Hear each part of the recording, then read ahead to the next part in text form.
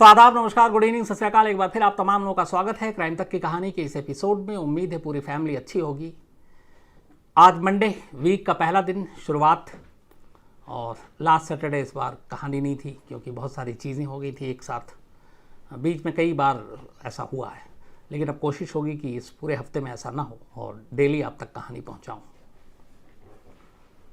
Sushant case update पहले दे दूं आपको शॉर्ट में। रिया चक्रवर्ती और जो बाकी शौविक चक्रवर्ती, इन लोगों के लिए जो बॉम्बे हाई कोर्ट में बेल की एप्लीकेशन देनी थी, तो शायद वो एप्लीकेशन अभी दी नहीं है और उसके बाद ज़मानत में सुनवाई होगी।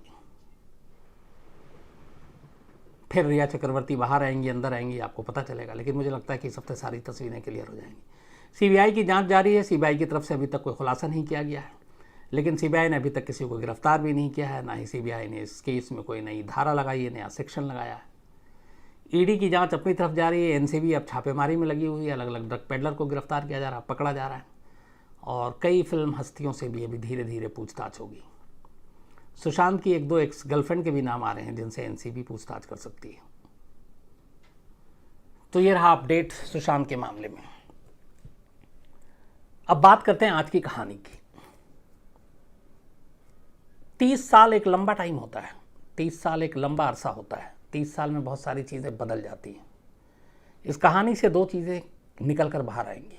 एक, 30 साल पहले हम लोग कैसे थे, हमारा देश कैसा था, हमारी सोच कैसी थी। और इन सबसे बड़ी बात और सबसे बड़ा सवाल, 30 साल पहले हिंदुस्तान में मीडिया कैसा था। मीडिया में क्या कुछ होता था। क्या उस दौर में यही सब कुछ होता था जो आज के दौर में है। इत्तेफाक की बात यह है कि मैं ये सब कुछ इसलिए कह रहा हूँ कि दो ऐसे नाम हैं जिनको सामने रखकर, जिनकी कहानियों को समझकर हम इस 30 साल के फासले को कम कर सकते हैं और समझ सकते हैं कि इन 30 सालों में क्या कुछ फ़र्क रहा, क्या कुछ बदला है।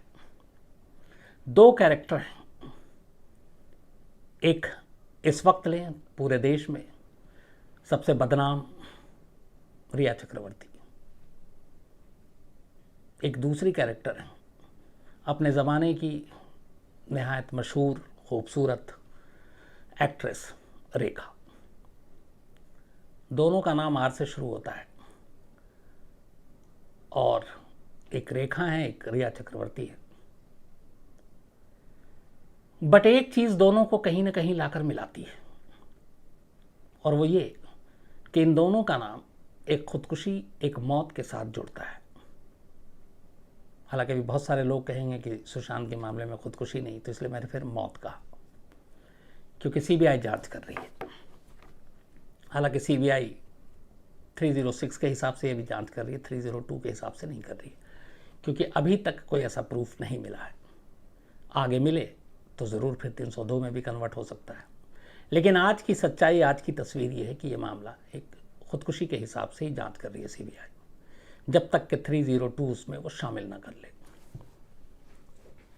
रिया चक्रवर्ती जब जब सीबीआई दफ्तर में पेश हुई, जब जब ईडी के दफ्तर में, जब जब एनसीबी के दफ्तर में, अभी तो भैकला जेल में, तो आप लोगों ने बहुत सारी चीज़ें देखी होंगी मीडिया में, किस तरीके से पीछा किया गया, किस तरीके से घेरा गया, माइक लगाया गया।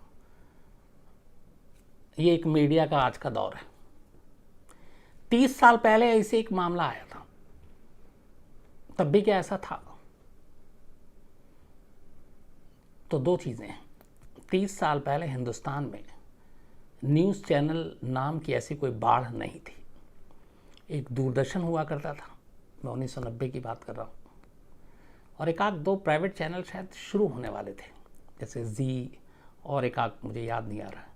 बाकी के चैनल जो है सब उसके बाद आए। तो इसलिए मीडिया, माइक, कैमरा, किसी स्टार या किसी ऐसे क्राइम के मामले में भागना, दौड़ना, पीछा करना, ये चीज़ें नहीं थी। लेकिन प्रिंट था, मैगज़ीन थी, और तब अखबारों का दबदबा भी बहुत था। वो किसी को भी कुछ भी बना और बिगाड़ सकता था। और इसीलिए इन दोनों कहानियों का जो जिक्र किया है, इसकी वजह ये है कि एक ने ट्वीट किया रेखा की 30 साल की पुरानी उस कहानी को, उसके बाद सोशल मीडिया पे बहुत सारी चीज़ें आने लगी, और उसने उस ट्वीट में ये दिखाया कि कैसे रिया और रेखा में क्या समानता है इनके केस में, उसको लेके बहुत सारी राय है, मैं उन राय पे नहीं जाऊंगा, मैं सिर्फ कहानी पे आता हूँ। फिल्म इंडस्ट्री में रेखा, इनसे हम सब वाकिफ़ हैं, एक खूबसूरत एक्ट्रेस, बेहतरीन अदाकारी। और रेखा के बारे में ये कहते हैं कि रेखा जैसे जैसे उम्र बढ़ती गई वैसे वैसे और वो खूबसूरत होती गई। उस वक्त के मद्रास, आज के चेन्नई में पैदा हुई रेखा एक फिल्मी बैकग्राउंड से ही आती थी। उनकी माँ पुष्पावल्ली एक एक्टर थी और पिता जेमिनी गणेशन, बड़ा नाम था ये साउथ इंडिया में, ये उन दोनों की बेटी थी। लेकिन जेमिनी गणेशन ने ज़्यादा प्यार दिया नहीं बचपन से ही, तो रेखा को प्यार मिला नहीं पिता का। फिर ऐसा दौर आया कि बाप ने छोड़ दिया, माँ काम कर रही थी, फिर काम नहीं मिली, तो रेखा ने स्कूल की पढ़ाई छोड़ दी और 14 साल की उम्र में ही वो मद्रास छोड़कर मुंबई पहुंच गई। और फिर मुंबई में उन्होंने अपनी फिल्मी करियर की शुरुआत की। और कहते हैं कि एक फ़िल्म की शूटिंग के दौरान, जो उनकी पहली फ़िल्म थी मुंबई में, मुझे नाम याद नहीं है, तब उनकी उम्र 15 साल थी। एक सीन शूट होना था और विश्वजीत उसके हीरो थे, और रेखा को बताया नहीं गया कि इस सीन में किसिंग का सीन है।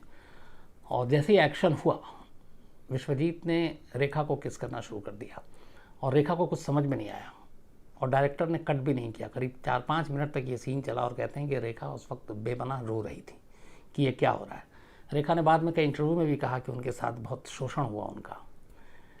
लेकिन फिर धीरे धीरे वो फिल्म इंडस्ट्री में आई। जितेंद्र के साथ कहते हैं कि रेखा ने जब एक फिल्म की, शिमला में शूटिंग चल रही थी, तो जितेंद्र से पहली बार उन्हें प्यार हुआ। लेकिन जितेंद्र तब, जिनकी अब उनसे शादी हो चुकी है, वो उनके साथ प्यार कर रहे थे, तो ये रिश्ता बहुत आगे चला नहीं। फिर रेखा की ज़िंदगी में विनोद मेहरा है। विनोद मेहरा कहते हैं कि सबसे ज़्यादा शायद सही से जाना विनोद मेहरा ने ही रेखा को। और ये खबर है कि विनोद मेहरा से कोलकाता जाकर रेखा ने शादी कर ली। शादी के बाद जब विनोद मेहरा रेखा को लेकर मुंबई अपने घर पहुंचे, तो उनकी माँ को जब ये पता चला कि रेखा से शादी हो गई और रेखा उनके पैर छूने के लिए झुकी, तो कहते हैं माँ को इतना गुस्सा है कि उन्होंने अपना सैंडल निकाल लिया था रेखा को मारने के लिए और बहुत ही बेइज्जती की। और रेखा रोने लगी। उसके बाद किसी तरह वो घर से बाहर लिफ्ट की तरफ गई, पड़ोसी इकट्ठा हो चुके थे। फिर विनोद मेहरा ने किसी तरह समझा कर घर भेजा कि जब सब कुछ ठीक हो जाएगा तब हम तुम्हें वापस घर लेकर आएंगे।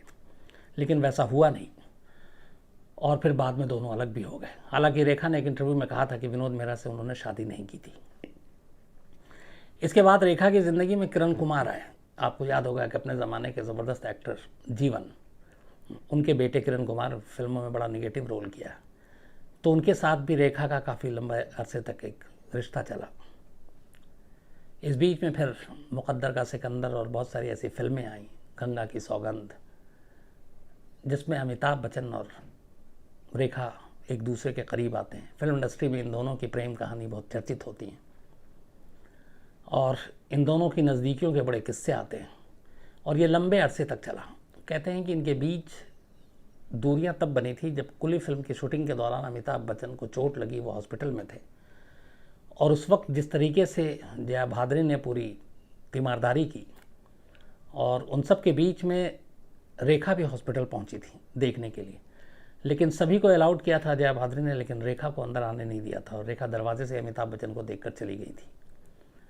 लेकिन उस इंसिडेंट के बाद, उस कुली में जो घायल हुए, उसके बाद से फिर दोनों के बीच में वैसे रिश्ते कभी नहीं रहे और धीरे धीरे ये दूरियां बनी। हालांकि सिमी ग्रेवाल के एक शो में रेखा ने ये कहा था, पूछा था कि आपको अमिताभ बच्चन से प्यार था, तो उन्होंने कहा हाँ हाँ था, बल्कि है। बट अगली लाइन उन्होंने फिर जोड़ी कि ऐसा हिंदुस्तान में कोई नहीं है जिसको अमिताभ बच्चन से प्यार ना हो। लेकिन उन्होंने कई जगह पे ये एक्सेप्ट किया। और ये भी कहते हैं कि रेखा जो हमेशा सिंदूर लगाती हैं और गले में मंगलसूत्र लगाती हैं, तो ये चर्चा है कि वो सिंदूर अमिताभ बच्चन के ही नाम का होता है। अब कितना सच है कितना झूठ नहीं मालूम। लेकिन रेखा की मोहब्बत भरी ज़िंदगी हमेशा उथल पुथल रही, कभी कामयाब नहीं रही। ये सारे बहुत सारे ऐसे उनकी ज़िंदगी में आए गए, कभी सुकून नहीं मिला। इसी दौरान में कहते हैं 90s में दिल्ली में एक बिजनेसमैन जिनका नाम था मुकेश अग्रवाल। मुकेश अग्रवाल एक उस वक्त की मशहूर कंपनी थी हॉटलाइन ग्रुप और निकिताशा ब्रांड का ही। तो हॉटलाइन ग्रुप के मालिक और चेयरमैन थे और रेखा के अंधे फैन, फिल्मों से देख देख कर रेखा के एकदम दीवाने थे। रेखा से मिलने के लिए मुकेश ने बहुत कोशिश की। मुंबई में जाकर घंटों घर के बाहर रहे, शूटिंग पे पहुंच जाते थे, बारिश में खड़े रहते थे, गाड़ी से पीछा करते थे, पर रेखा ने कभी भाव नहीं दिया।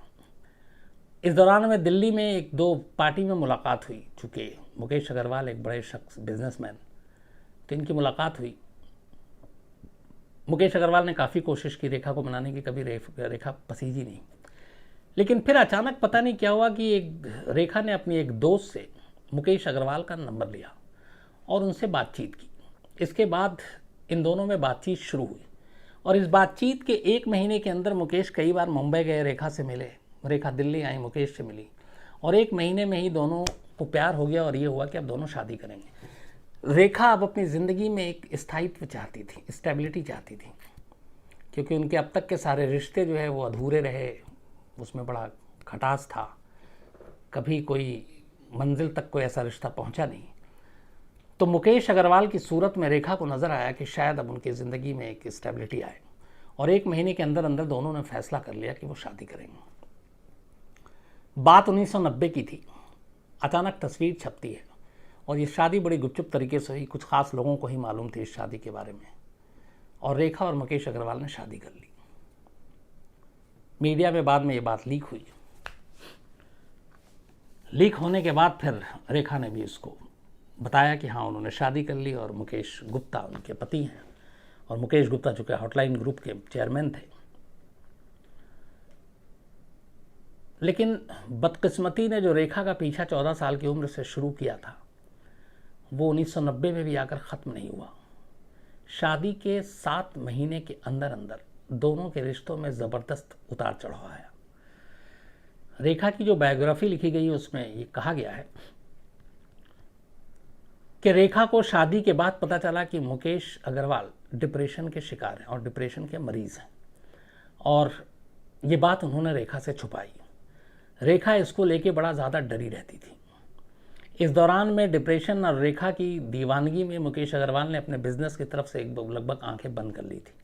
वो बेवजह मुंबई में आते, चूँकि दिल्ली में ही था, लेकिन फिर मुंबई में भी रेखा के साथ रहना था, बट वो दिल्ली आते, फिर बिज़नेस ठीक से नहीं देखते, फिर मुंबई पहुंच जाते, लोकेशन पे पहुंच जाते शूटिंग के लिए, घंटों यूं ही बैठे रहते, या फिर रेखा का घर पे यूं ही खाली इंतज़ार करते रहते। रेखा को ये चीज़ें बड़ी बुरी लगने लगी। इसके अलावा फिर ये हुआ कि इससे बिज़नेस पे भी असर पड़ने लगा, बिज़नेस थोड़ा डूबने लगा। और सबसे बड़ी बात यह है जो कहा गया, वो डिप्रेशन की बीमारी का सच जब रेखा को पता चला तो रेखा ने धीरे धीरे मुकेश अग्रवाल से किनारा कशी करना शुरू कर दिया, और यहीं से दोनों के रिश्तों में खटास आनी शुरू हुई। उसके बाद फिर ये हुआ कि कुछ वक्त ऐसा आया जब मुकेश से रेखा ने मिलने से ही मना कर दिया। वो दिल्ली में, रेखा मुंबई में अपनी शूटिंग में, इधर बाहर, और धीरे धीरे ये चीज़ें कहते हैं कि मुकेश अग्रवाल को खाने लगी। हालांकि सच्चाई क्या थी इन दोनों के रिश्तों के बीच में, ये कभी पूरी तरह सामने नहीं आया, क्योंकि रेखा ने कभी भी इस पर कमेंट्स नहीं किया। धीरे धीरे 7 महीने के अंदर अंदर ही, सिर्फ 7 महीने हुए थे शादी को रेखा के मुकेश अग्रवाल से, 2 अक्टूबर 1990 गांधी जयंती का दिन था ये। रेखा स्टेज शो के लिए लंदन गई हुई थी और 2 अक्टूबर 1991 को वो वहीं थी। ये 1990 में शादी हुई थी, 1991 की बात है। 2 अक्टूबर 1991 रेखा लंदन में स्टेज शो कर रही थी। मुकेश अपने घर पे थे। रेखा के पास फ़ोन आता है, रेखा की जो ननद है, जो मुकेश की बहन है, उनका, कि मुकेश ने गले में फंदा डालकर पंखे से लटककर खुदकुशी कर ली है।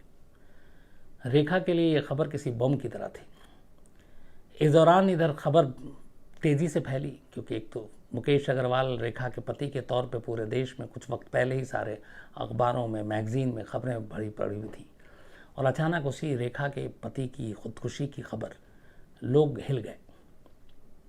इसके बाद धीरे धीरे जो खबरें बाहर आई उसने सबको बेचैन कर दिया।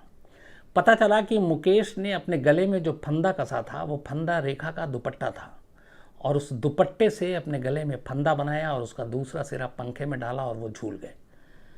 और इस दुपट्टे को लेकर कहानी आई कि वो आखिरी वक्त तक रेखा के प्यार में बुरी तरह से गिरफ्तार थे, रेखा से बेइंतहा प्यार करते थे, और रेखा की दूरी और रेखा की जो बीमारी उनकी जानने के बाद किनारा हो जाना, इन चीज़ों ने मुकेश को बुरी तरह से तोड़ दिया।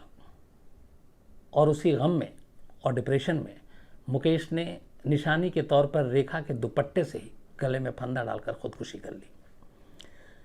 खबर रेखा तक पहुंचती है, रेखा वहाँ से भागते हुए इंडिया पहुंचती हैं, लेकिन इंडिया आते ही एक दूसरी कहानी शुरू हो जाती है। और इस कहानी की शुरुआत होती है मुकेश अग्रवाल की माँ से। मुकेश अग्रवाल की माँ आकर जो कहती हैं वो एकदम एक हिंदुस्तान में जो आम सास बहू की जो कहानियाँ होती हैं लगभग वही थी। और उनकी 2 लाइनों ने इस पूरी मुकेश की मौत की कहानी को पलट कर रख दिया। और देखते ही देखते रेखा घर घर में एक विलेन के तौर पर बदनाम हो गई। मुकेश की मां ने यह कहा, चूंकि जवान बेटे की मौत हुई थी, रेखा के बारे में, और जब उनसे पूछा गया उस वक्त जाकर जर्नलिस्ट ने सबने पूछा कि कैसे हुआ, क्यों सुसाइड किया, सब कुछ ठीक था, तो मां और मुकेश के भाई दोनों ने उस दिन बयान दिया था मीडिया को। जो मां ने कहा पहली चीज़ 3 अक्टूबर 1991 को, वो ये कहा था कि वो डायन मेरे बेटे को खा गई। ये वो डायन किसी और के लिए नहीं, रेखा के लिए कहा था। भगवान उसे कभी माफ़ नहीं करेगा। ये मुकेश की मां ने मीडिया को बयान दिया था कि भगवान उसे कभी नहीं माफ़ करेगा क्योंकि वो डायन मेरे बेटे को खा गई है। अनिल गुप्ता जो मुकेश गुप्ता के छोटे भाई थे, उन्होंने कहा कि मेरा भाई रेखा से सच्चा प्यार करता था और वो उसके लिए कुछ भी कर सकता था। वो उसके लिए जान दे भी सकता था और जान ले भी सकता था। रेखा ने जो कुछ उनके साथ किया वो बर्दाश्त नहीं कर पाया और इसीलिए उसने खुदकुशी कर ली। हालांकि उन्होंने ये भी इल्ज़ाम लगाया था कि रेखा ने मुकेश से जानबूझ के शादी की थी सिर्फ मुकेश के पैसों के लिए। ये रेखा के देवर ने इल्ज़ाम लगाया। माँ ने रेखा को डायन कहा, भाई ने मुकेश के रेखा को पैसों के लालच में शादी करने के लिए कहा। और उनका यह भी कहना था कि जिस दिन उसने सुसाइड किया 2 अक्टूबर को, उस दिन सुबह वो बिल्कुल खुश था, नॉर्मल था, अच्छा था। तो कुछ समझ में नहीं आया कि ऐसा क्यों कर सकता था, जिंदा दिल इंसान था। इसके बाद ये पूरी खबरें छपी, मैगज़ीन, फिल्मी मैगज़ीन, हर जगह पे ये खबरें आने लगीं और देखते ही देखते रेखा एक विलन, एक वैम्प की तरह हर तरफ बदनाम हो गई। सेम वैसे ही जैसे आज के दौर में रिया है। मैंने इसीलिए कहा सोशल मीडिया पे आया था। यहाँ तक कि उस वक्त फिल्म इंडस्ट्री में बड़े बड़े लोगों ने भी रेखा से किनारा कर लिया था। सुभाष घई जैसे बड़े शोमैन, मशहूर डायरेक्टर, उन्होंने उस वक्त बड़ा सुर्खियों में उनका बयान आया था। उन्होंने बयान दिया था जब मुकेश की मां ने कहा था कि वो डायन मेरे बेटे को खा गई, तो सुभाष घई का बयान आया था। और बयान क्या था कि रेखा ने पूरी फिल्म इंडस्ट्री के मुंह पे कालिक पोत दी है। ये सुभाष घई के बयान है 1991 के, और इसको आसानी से नहीं धोला जा सकता। उनका कहना था कि रेखा की इस हरकत के बाद और मुकेश की इस मौत के बाद कोई भी शख्स हिंदुस्तान का किसी फिल्म इंडस्ट्री की एक्ट्रेस को अपनी बहू बनाने के लिए तैयार नहीं होगा। आप लाइन देखिए कि पहली तो ये कि फिल्म इंडस्ट्री के फेस पे एक ऐसा कालिक पोती है जो आसानी से नहीं धुलेगा। दूसरा, उन्होंने कहा कि रेखा की इस हरकत से कोई भी अब आम हिंदुस्तानी किसी हीरोइन को अपनी बहू बनाने से पहले 1000 बार सोचेगा। उन्होंने ये भी कहा था कि ये खुद रेखा के प्रोफेशनल करियर के लिए अब सबसे मुश्किल होगा और उन्हें शायद ही कोई डायरेक्टर काम दे किसी भी फिल्म में। उनका ये भी लाइन था कि अब ऑडियंस, जो दर्शक है, वो कैसे एक्सेप्ट करेंगे कि भारत की नारी और इंसाफ की देवी रेखा है। ये अपने आप में बहुत कड़े लाइनें थे उस वक्त रेखा के लिए। और इससे आपको ये भी पता चलता है कि फिल्म इंडस्ट्री ने भी कैसे रेखा को उस वक्त किनारे किया और रेखा को एक विलन के तौर पर देखा। इतना ही नहीं, कई फिल्मों में रेखा के साथ उस वक्त अनुपम खेर ने काम किया था। मुकेश अग्रवाल की मौत के बाद अनुपम खेर ने भी स्टेटमेंट दिया मीडिया में, और उनका ये कहना था कि now she is become the national vamp. ये अनुपम खेर की लाइन थी रेखा के लिए कि now she is become the national vamp. Professionally and personally I think it is a curtain for her. I mean, I don't know how will I react to her if I come face to face with her. अगर मैं कभी उनके सामने आया, आमना सामना हो, तो पता नहीं मैं कैसे फेस करूंगा। यह अनुपम खेर की लाइन थी। इस एक इंसिडेंट ने रेखा की पूरी जिंदगी को बदल कर रख दिया। इस पूरी सुसाइड की खबरें लगातार मीडिया में, मैगजीन में छापी जाने लगी। हेडलाइंस ऐसे ऐसे होते थे जैसे द ब्लैक विडो, ये रेखा के लिए यूज़ किया गया। Show time November 1990। The macabre truth behind Mukesh suicide, ये सिने ब्लिट्स ने लिखा था।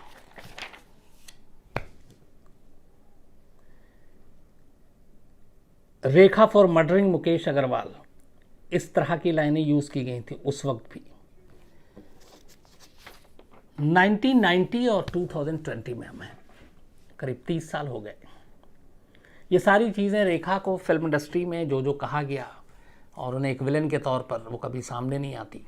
और मतलब हर एक शख्स ने मुकेश अग्रवाल की मौत के लिए सीधा सीधी रेखा को कटघरे में खड़ा कर दिया, यहाँ तक कि कातिल के तौर पर भी कहा गया। मुकेश अग्रवाल की मौत को कत्ल बताया गया और कहा गया कि मर्डर किया गया है।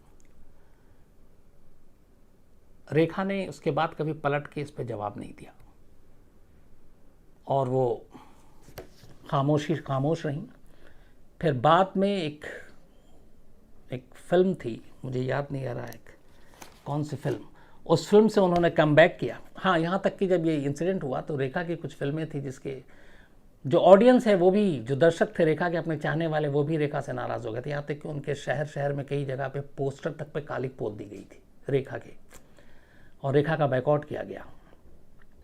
लेकिन फिर उसके बाद रेखा ने कमबैक किया कुछ वक्त के बाद और फिल्म सुपरहिट रही। बट इस एक इंसिडेंट ने रेखा की ज़िंदगी को बहुत बुरी तरह से बदल दिया था। 1990 का वो दिन है और आज का दिन है। रेखा ने फिर कभी नहीं कहा अपने एक बायोग्राफी को जो इंटरव्यू के लिए दिया था उसके अलावा, और न कभी इस बारे में कोई जिक्र किया। उसके बाद मुकेश के भाई और माँ और बाकी तमाम लोग भी खामोश हो गए। और ये केस जो 1990-91 में था, 2020 में भी वही है, एक सुसाइड का केस है और इसमें कुछ नहीं हुआ। चूँकि कोई ऐसा नोट या कोई ऐसा जिम्मेदार किसी को ठहराने के लिए नहीं किया गया था उस केस में भी, तो वो हुआ नहीं। वरना ये भी था कि मर्डर है या रेखा की वजह से ख़ुदकुशी की है तो रेखा को जेल जाना चाहिए। बट 1990 में जो ये केस जहाँ पे खड़ा था वहाँ पे आज भी है, इसमें कोई भी प्रगति नहीं हुई। लेकिन हाँ, उस वक्त, उस दौर में रेखा कुछ वक्त के लिए इस देश की सबसे बड़ी विलन बनी हुई थी। वो रेखा जिनके करोड़ों चाहने वाले हैं इस देश में। बट वक्त सबसे बड़ा मरहम होता है। वक्त पे मरहम रखा गया और धीरे धीरे ये गम भी दूर हुआ और रेखा वापस आती हैं, वापस फिल्म इंडस्ट्री में आती है, वापस अवार्ड फंक्शन में जाती हैं, कई फिल्मों में काम किया। यही सुभाष घई, यही अनुपम खेर, न जाने उसके बाद कितनी पार्टियों में, कितने अवार्ड फंक्शन में मिले जिन्होंने ये सारी बातें कही थी। मुझे लगा ये कहानी इसलिए सुनानी चाहिए थी क्योंकि इसके ज़रिए दो चीज़ें पता चलेंगी। 90 में भी इसी तरीके से मीडिया काम कर रहा था, 20 में यही है। बस फ़र्क ये है कि 20 में अब इलेक्ट्रॉनिक मीडिया का ज़्यादा जोर है, कैमरे माइक हर जगह है, पीछा हर जगह किया जा सकता है और अदालती फैसले से पहले फैसला सुनाया भी जा सकता है। तो ये थी कहानी रेखा के पति मुकेश अग्रवाल की ख़ुदकुशी की, और हवाला लिया था यहाँ पे रिया चक्रवर्ती के साथ।